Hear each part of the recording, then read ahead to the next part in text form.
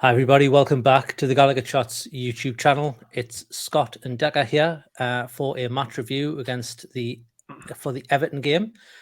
Before we get started, Deka, I believe you've got a few words that you need to say. We missed them last week, so you can say them twice if you want. Well, one you know, get in, man. Get in. So, as you can probably guess, we have just beaten Everton 1-0 at St James's Park under the lights, as it seems to be the phrase of the evening, or all on social media. We'll get right into it, Deka, mate. When you saw the team sheet unchanged from the last two games, from the last game, how did that get you feeling going into this match? I was a bit surprised, if I'm honest, that it was the same team. I thought, given what I just played on Sunday, I thought there would definitely be some changes. I thought Target would come in. That was 100%. Yep. I thought that would happen. So I was a bit shocked to see the same team. I'm not saying it's a bad thing that nobody deserved to be dropped. It's not that. It's just you've just played on Sunday, so I was just a bit, tired legs and all the rest of it. So a bit surprised, to be honest. Yeah, I had the same, especially with the fact we've got Tottenham on Sunday, which is going to be a much harder game than I would even say the last two games we've played. I think Tottenham are a completely different outfit to Man U and Everton. So I thought you would maybe, like you said, maybe at least rested Dan Burn. And I thought we might have seen a bit of rotation in the middle. And maybe you would have given some of the youngsters a start, because Everton, we covered this in the preview at the start of the week. Everton haven't really been doing much. Now it's been two games without a shot on target, which is abysmal. Yeah, that's abysmal. First kind of 5, 10, 15 minutes of the game, it was a bit messy, a bit sloppy, I would say. A lot of kind of misplaced passes, losing the ball. But Everton were equally as bad. I would say, up until you would say Murphy had quite an early chance early on where Joe Linton took on a couple of defenders. He made Murphy had the ball. Joe Linton made a run which took out two defenders, and Murphy was able to cut in, and he kind of looked to curl one in, and that kind of spurred us on, and I think got the fans going as well. And then from there, it was just a bombardment of Newcastle. I think the pressure that we've been used to was there. The intensity was there, and it, it just showed. Joe Linton got booked pretty early on, 23 minutes. I know it got me worried. How were you feeling when you saw that? Especially when you know what Joe Linton can be like. Yeah, well, a couple of things really. So first of all, my Wi-Fi's playing up, so I'll apologise in advance for that. But I felt that the start of the game was really frantic. I felt it was really, really frantic. We couldn't. The first couple of minutes was started like a house on fire, and I thought, right, here we go, But then I felt we lost the ball cheaply. Then we're losing it cheaply. It was just so frantic, mental. No one could really put the foot on the ball and just calm it down.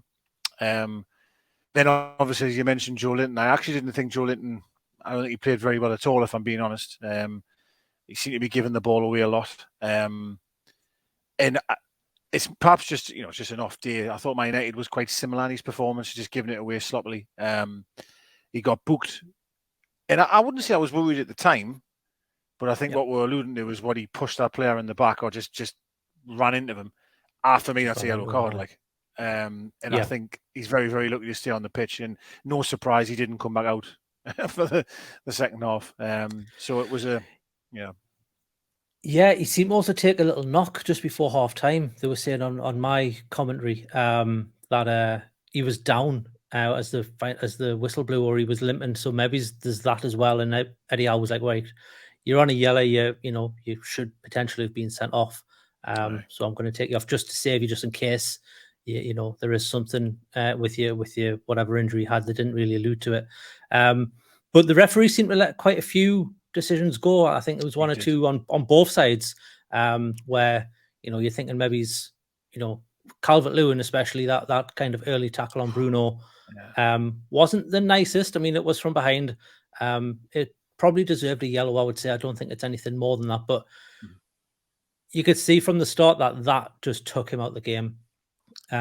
He didn't get much other than a header.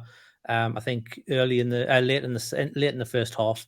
But it seemed like Botman and Shaw again, just that almost perfect partnership of those two, just took him out of the game completely. They just nullified him to the point where, when he got subbed off, and obviously we're skipping ahead a little bit there, but when he did get substituted off, I was like, oh, I forgot he was on the pitch.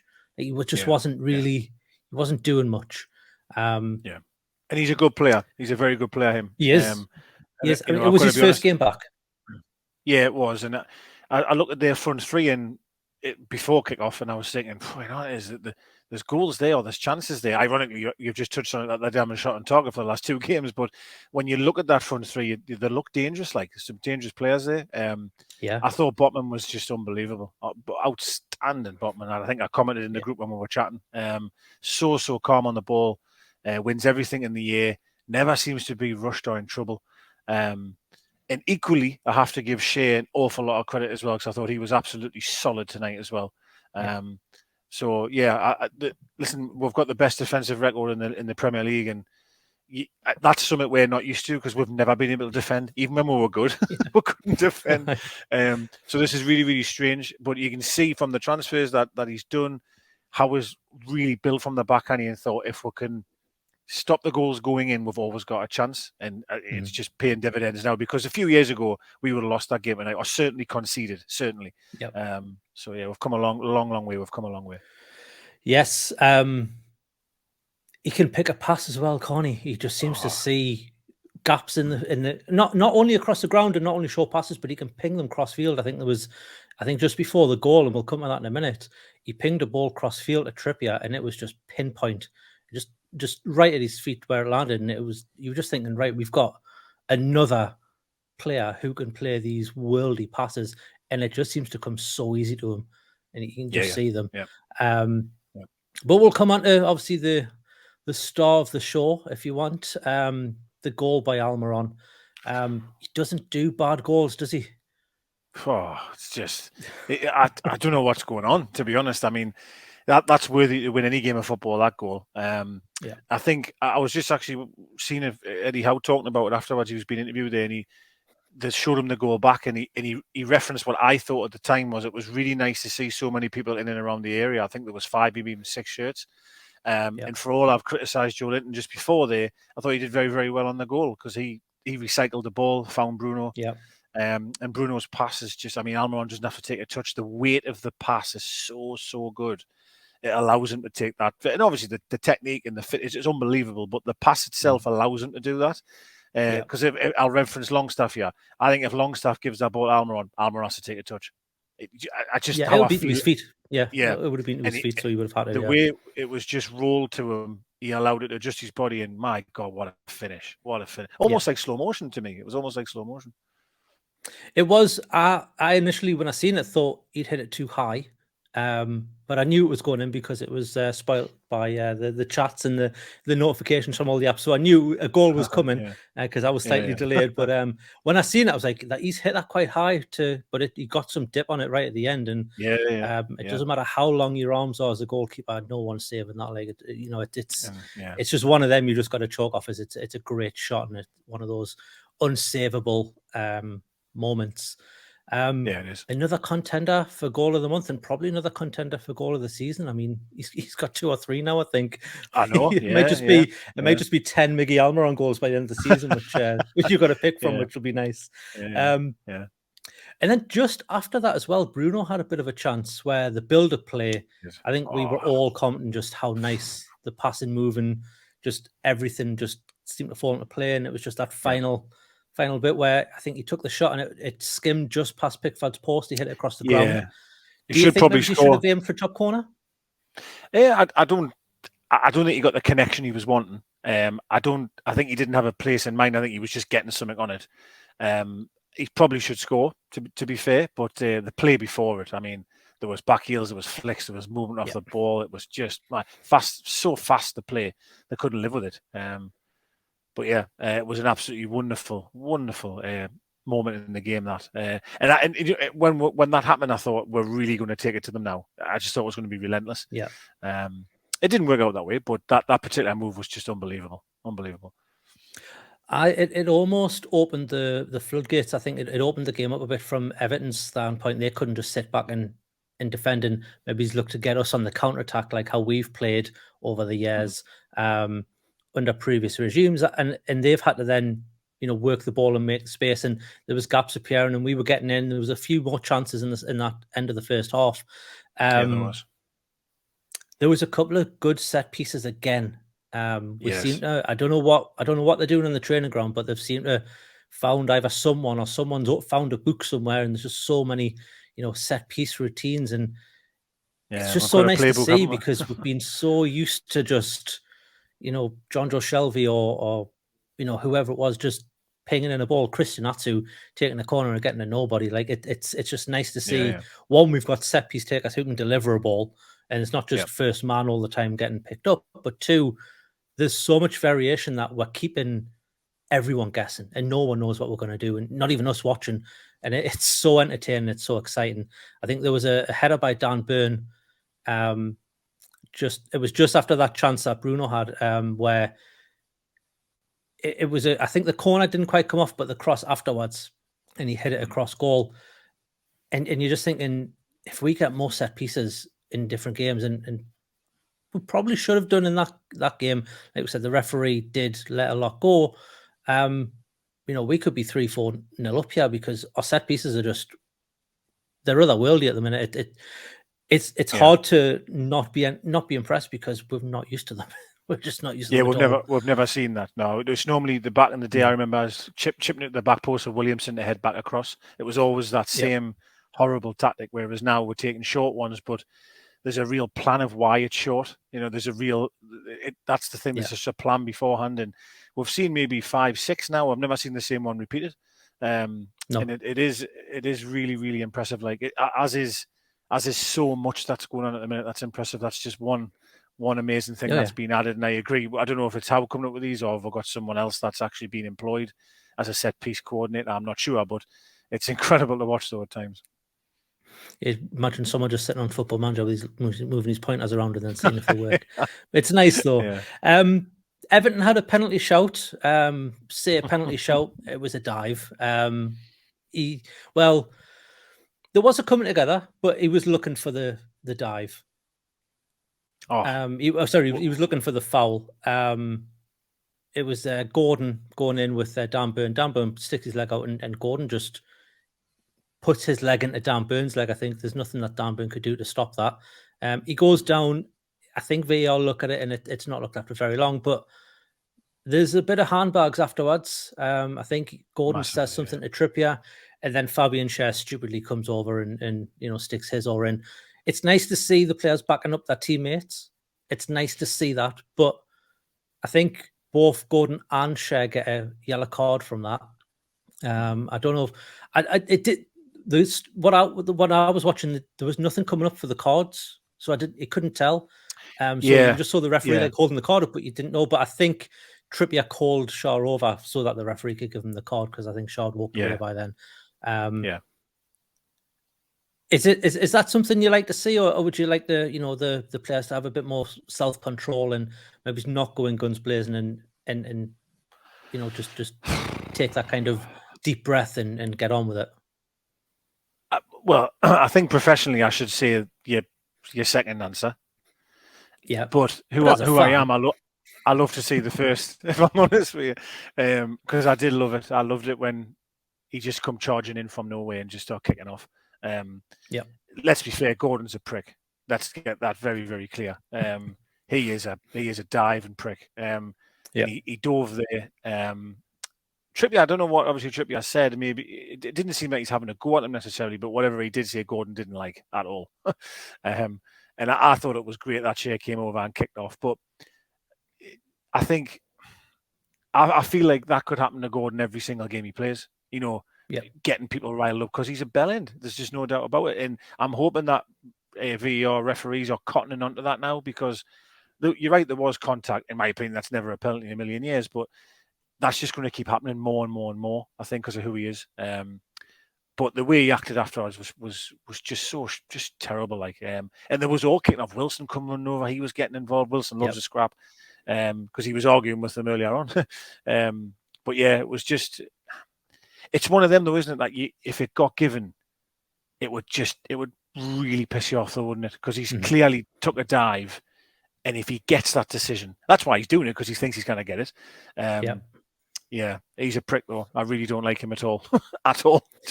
Yeah, and we were quite heavily linked with him in the summer. He could have been our prick. Yeah. I don't know if that changes your opinion on him. If he's your own, like people say, Wilson's a shit house, but he's our shit house, and we love him for it. So maybe if he's on your side, your opinions change. But I don't know. He's got one of them faces that you just wouldn't get tired of smashing. Smashing into a wall or something. It's with that. Anyways, we'll not turn this into the we'll not turn this into a WWE wrestling match.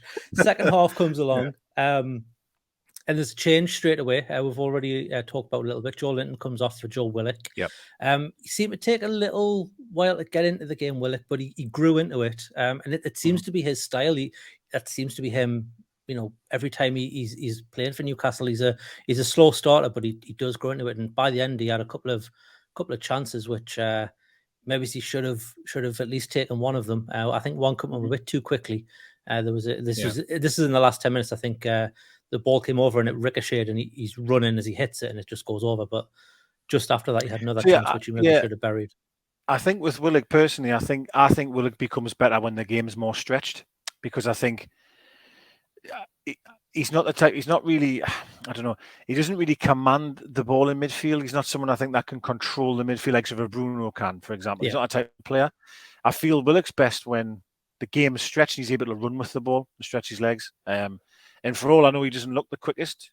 He can get across the ground. You know what I mean? He can. And I just feel sometimes when the game's getting stretched, he becomes better. But I think, and I don't really want to do this, but I think I'll have to credit Everton a little bit. I thought Everton came out very well in the second half, to be fair to them. And we couldn't live with them. No, there was a stat came up around the hour mark which said Everton had 90% possession in the last 5 minutes, and I went, well, okay, that's fine, but they've done nothing with it.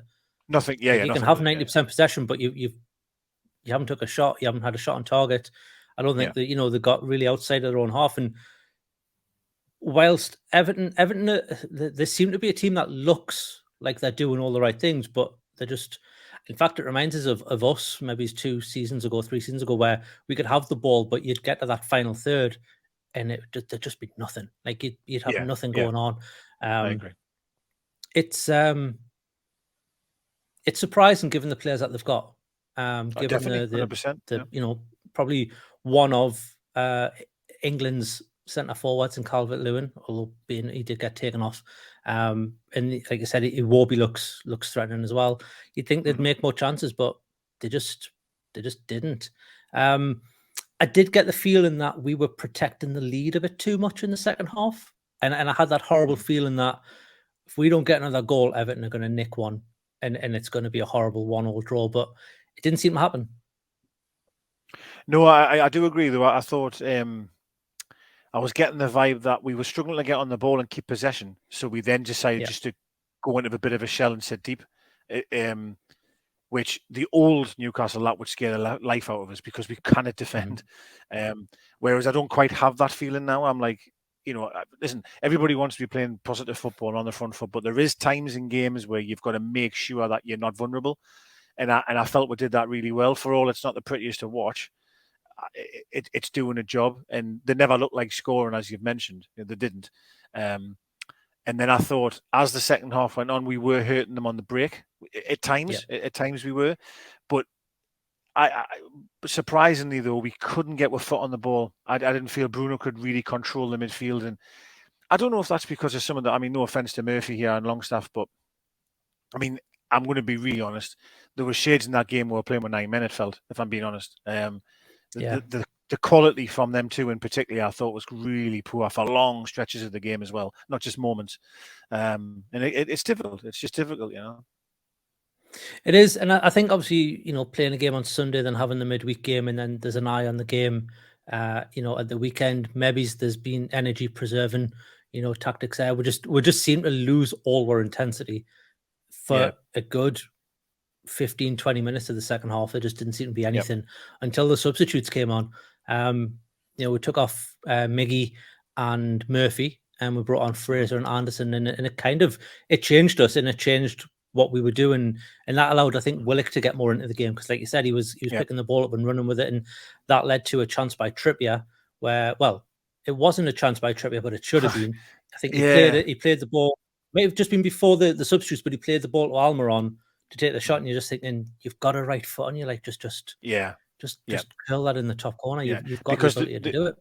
The way you give it to Miggy simply has to take a touch there because he's not right-footed. He has to take a touch again on his left. Whereas for me, if Trippier just opens it up and just smashes it, like, even if it doesn't go in, if he palms that ball, there'll be someone coming onto it. There's no way if he drills that ball, Pickford's going to be able to keep a hold of it.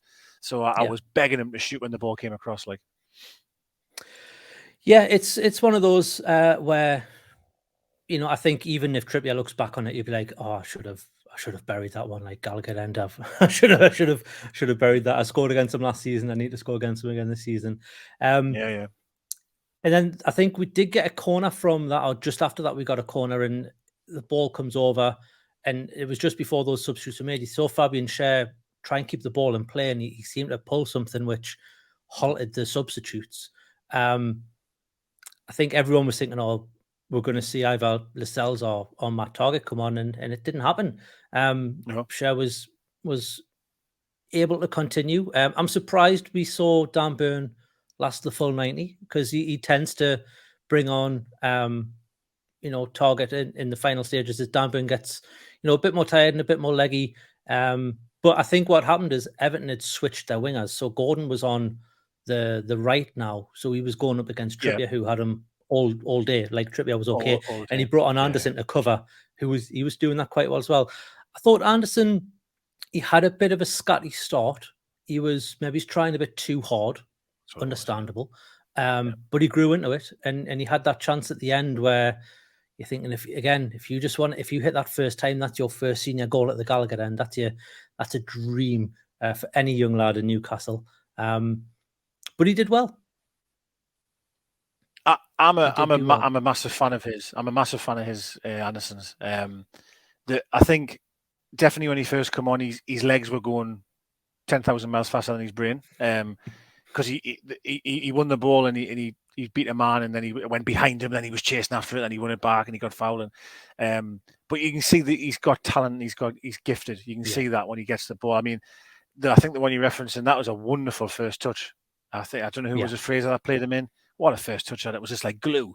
And obviously the lad blocked it. But there's definitely a player in there. there. And I think it's hard sometimes to come on in a game with 10, 20 minutes to go and try and make an impact. But I think the problem was he was really wanting to try and make an impact, which then sometimes can have a negative impact overall. But no, he's definitely got it. But I agree. I think the substitutions helped a lot in terms of just to bring some energy out wide again. Yeah, I think with Anderson, he almost reminded us of Miggy when we first kind of started seeing Miggy on the ball. When he signed, when we had Rafa, and he would run with the ball, and then the ball would be behind him all of a sudden, and it just kind of reminded us of the old Miggy when he first started, just trying to get that first goal, trying to get that scratched off the board so he can just continue. And here's hoping it happens a lot quicker for Anderson than it did for Miggy, because we all know how that turned out. But in the long run, maybe it's a good thing, because we've now got a goal scoring master in my list with Miggy Almiron. There was an incident with Gordon later on in the second half where he put in a challenge, and you thought that should have been a second yellow and a potential red card.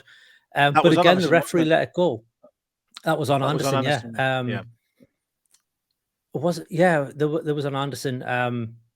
Yeah, because the other one I'm thinking of, I'll come to in a minute, about the one on Fraser, but the one on Anderson, the referee let it go, and he seemed to let a lot go. Like you mentioned earlier, the one with Joe Linton, where he ran into the player and took him down. There's a couple of others.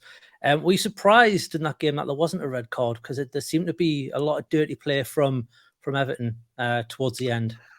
Yeah, I think so. I'm a fan of when a referee lets things go, if I'm being honest. I am a fan of that in football, but there was some naughty challenges, like there really was. I think even referencing the Calvert-Lewin one, I know you've mentioned that it probably was only a yellow card, but still a naughty challenge from behind.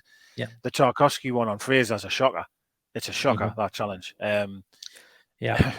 That's a real bad challenge. So no, I agree. Yeah, I mean that Tarkowski one. I mean, we saw against Fulham. It's exactly the same sort of challenge. Foot's planted. He's high on the leg. I don't even think VAR looked at it. I didn't see anything come up. The commentators didn't mention anything about VAR. I don't know if they did well, you would be watching it on Amazon. I don't know if they mentioned it, but it just seemed to be like, right, okay, yeah, it's a yellow card. We'll stick with that. Which, watching the replay and hearing, I mean, you could hear Fraser's yell on the camera, and then the commentators were like, "Oh, we heard that from up here." It's like, okay, well, they must look at it, but doesn't seem like they did. The replay, it looked terrible on the replay. It looked absolutely terrible on the replay. I don't think he's went to hurt him. I will say that. I don't think he went to hurt him, but it's just the way it ended up. And I was surprised that VAR didn't take a look at that one. I was surprised. Yeah, it's that thing with VAR, right? There's no consistency, so who knows what they're gonna do week in, week out. That, like I said, it got looked at against Fulham and it got overturned into a red card. For me, there's no difference between those two challenges. Between the one that happened at Fulham and the one that happened tonight, but it is what it is. Like I say, there's no point crying over unspilt milk, because we did come away with the victory. Right at the end, like I say, Willock had a couple of chances. There was one that came to him, I think, from a cross where he just hit it first time and it went over. But there was a one late, just almost directly after that, where I think he tried to place it and it was just a bit too high. Again, Pickford was scrambling. I don't think he had a very good game at all. I think, again, fans got on his back. There's a few, there was a big T-Rex in the crowd running around with a flag, and there was a few inflatable ones. And he had a lot of wayward clearances, and you could see him getting more and more agitated as the game go on. And I just don't understand why Everton managers, when they come to St James's Park, they risk playing them, because I think this is the 4th or 5th game where it's happened to him where, granted, he hasn't made a mistake, but it's quite obvious that we're getting to him, and he's making, little mistakes which lead to us getting the ball back and us then pressing, or us getting a thrown or whatever. Does it surprise you when he ends up in between the sticks at St James's Park? It does. It does. It does. Even though I expect him to play tonight, I did, but it does come as a bit of a surprise considering his history here. I also think, if I was a manager, I would be saying to my defenders, listen, let's try and help him and not give him the ball back as often. And Coleman give him 2 passes back that were horrendous. And I'm thinking, you know what I mean? He's already under pressure. Don't invite more pressure. It must be very difficult for him. It must be very difficult, which is brilliant. I love, because I don't like him, but I'm just saying it must be hard for him, because we really give him some shit, Yeah, I mean, it's expected, and he should come to expect it, and he probably does. He probably relishes it, but sometimes it gets to him. And I think if the game's going his way and Everton were on top, he would be loving it. He'd be lapping it up. But when it goes the opposite way from, that's when it turns, and it turns quite quickly. You find. Yeah, it does. It does. One more thing I want to touch on, and it was an incident at half. Well, not an incident, but it happened at half time. There was a half-time interview with Eddie Howe. What are your thoughts on them? Do you like those half-time interviews, or are you not a fan? Oh, wow. Well, I missed Sorry, that. We're going back. Sorry, no, that's fine. I missed that because my brain's not well. So at half-time, I went up to just make sure she was all right. And I didn't know that even happened. So, wow, that's very basketball, NFL-ish. Yeah. I mean, Eddie Howe looked like he didn't want to be there.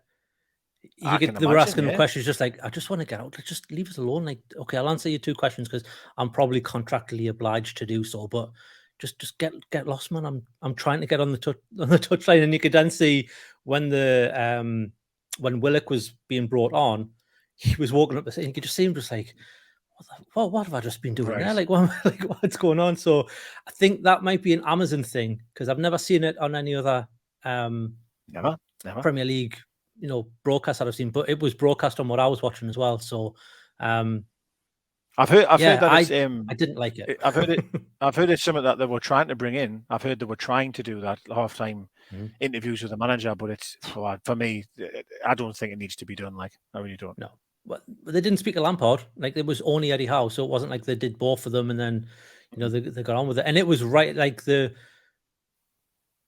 what I was watching, they were talking about something, and it just cut to Eddie Howe, and he was then like being interviewed, and then it cut back and like, oh, sorry about that. We got a unexpected kind of cut. They must be using the same broadcast as Amazon. What I get. So yeah, it was strange, but I'm definitely not for this. Like I think they should just leave them till the end. Till the end, yeah. Even then, the interviews right at the end after the game, they then go into the press room and do a proper interview. I think even that's a bit too much. Just let them do that and get that reaction from there. But anyway, it's all about bums on seats and subscription money and that sort of stuff. So that's obviously Amazon trying different things. Is there anything else you want to touch on, mate, before we wrap this one up? No, mate. No, I think before my Wi-Fi completely gone, I think I'll just say, you know, yet again, we'll just keep rolling, aren't we? We'll just keep rolling. Like we're doing so much better than even I expected. You know, honestly, like at the minute, it's only we've one defeat this season, and that one was in the 98th minute against a very good side. For all they're not doing great at the moment, but we're just a completely different unit, different team. It's all thanks to it is all thanks to Eddie Howe. Like, I appreciate the owners and stuff, absolutely, because of the money. But Eddie Howe, man, is just the man. Like he really is, and he just can't believe the job he's doing. I cannot believe it. Yeah, you're right. There's a great T4 video that was put out today on why are Newcastle excellent or why are Newcastle brilliant or something it's called. And the bloke goes, well, they've spent money, but this is why. And he goes into Eddie Howe's tactics in the press. And it's a really good watch. It's like 10, 15 minutes. It's really good there. And he deserves all them plaudits, because what I hate is you'll go on social media or you listen to shows and it'll be, yeah, but they've spent all this and they've got this and they've got that. And I'm thinking you're missing the real key, the core reason as to why we're good. And it's because of Eddie Howe. That's the reason why. And you think of all these talk shows that said, oh, like, isn't he the guy that had the worst defensive record at Bournemouth? And isn't he the guy that got Bournemouth relegated? And it's just unbelievable the amount of egg on people's faces at the minute. Like, he deserves every applaud. Yes, I seem to remember it was around the same time like Gerrard signed for Villa when we got Howe, and people were going, oh, Newcastle have made a mistake there. They should have got Gerrard in, and look what's happening here. Like, Gerrard's probably on the chopping board. He's probably one of the next to go off if you believe what's a good point. What's being said in the rumours.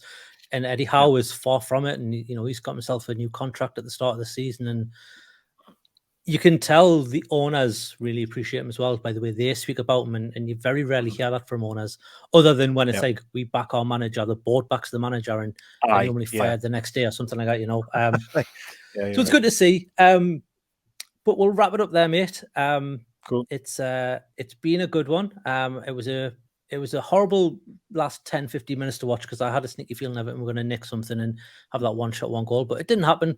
We did end up winning. If you do like this content, please consider becoming a subscriber to the channel. It's absolutely free to do so, and it helps us out so much. Just scroll down from this video, hit the subscribe button, and while you're there, hit the little thumbs up to get this video in more Newcastle United fans, streams, and timelines. If you want to go one step further, we do have a membership program. It's $2.99 a month, and that gets you early access to videos as well as access to the membership group. Deka, I will let you say the final closing words, mate. We won you now. Get in there, lads. Get in. We'll see you in the next one. Ta-da.